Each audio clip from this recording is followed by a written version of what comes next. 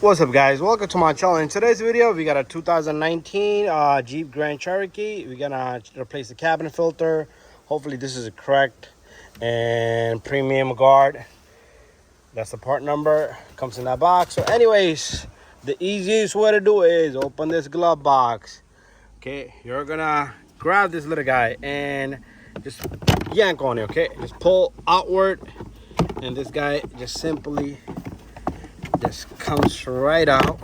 So it's pretty much these little retainers here, and these two little white clips. The white two clips gotta hook on to the holes over there. At the same time, the other two, these little guys, gonna have to slip on the top right here into the holes. One over here and the other one over there.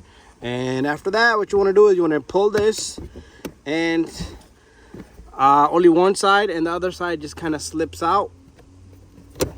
Does it? Yeah. Okay, we got something in the middle here. You're gonna have to kind of, okay, we got a little screw right there.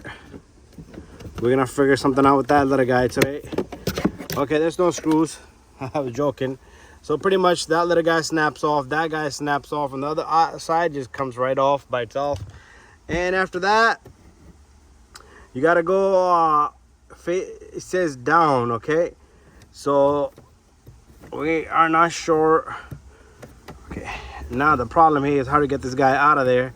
So you need something, just try to squeeze it like that and get it out of there.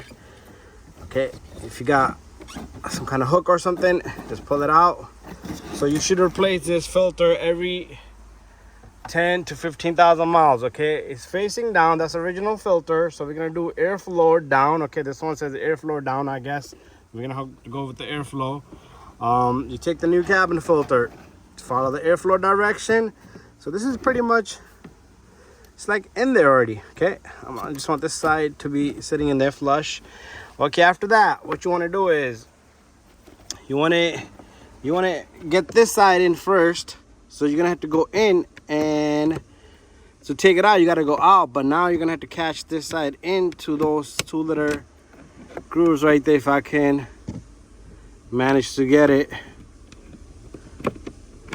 Okay, I'm like sitting sideways, crooked, so kind of angle it like that, it will catch on. After that, this thing should just snap right in and clip right in. Anyways, you're gonna take this little guy.